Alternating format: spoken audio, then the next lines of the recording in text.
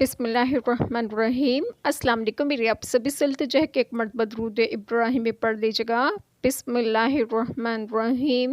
اللہم صلی علی محمد وعلی آل محمد کما صلیت علی ابراہیم وعلی آل ابراہیم انک حمید مجید۔ اللہم بارک علی محمد وعلی آل محمد کما بارکت علی ابراہیم وعلی آل ابراہیم انک حمید مجید۔ بسم اللہ الرحمن الرحیم۔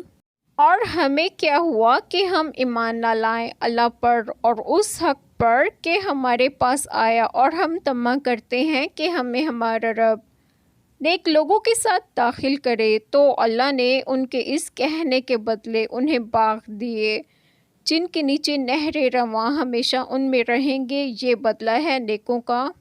بسم اللہ الرحمن الرحیم۔ آج جو بات میں آپ لوگوں سے ڈسکس کروں گی وہ یہ ہے کہ اس پہلی آیت کریمہ میں ہے کہ اور ہمیں کیا ہوا کہ ہم ایمان نہ لائیں اللہ تعالیٰ پر اور اس حق پر کہ ہمارے پاس آیا، اور ہم طمع کرتے ہیں کہ ہمیں ہمارا رب نیک لوگوں کے ساتھ داخل کرے۔ جب حبشہ کا وفد اسلام سے مشرف ہو کر واپس ہوا تو یہود نے انہیں اس پر ملامت کی۔ اس کے جواب میں انہوں نے یہ کہا کہ جب حق واضح ہو گیا تو ہم کیوں ایمان نہ لاتے، یعنی ایسی حالت میں ایمان نہ لانا قابل ملامت ہے، نہ کہ ایمان لانا، کیونکہ یہ سبب ہے فلاح دارین کا، یعنی ہمیں ضرور ایمان لانا چاہیے۔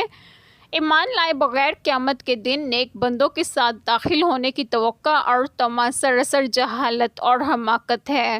اور اس سے اگلی آیت کریمہ میں ہے کہ اللہ تعالیٰ نے ان کے اس کہنے کے بدلے انہیں باغ دیے جن کے نیچے نہریں رواں ہمیشہ ان میں رہیں گے، یہ بدلہ ہے نیکوں کا جو صدق و اخلاص کے ساتھ ایمان لائے اور حق کا اقرار کریں۔ بے شک نیکی کرنے والوں کی جزا تو بہت ہی اچھی ہے۔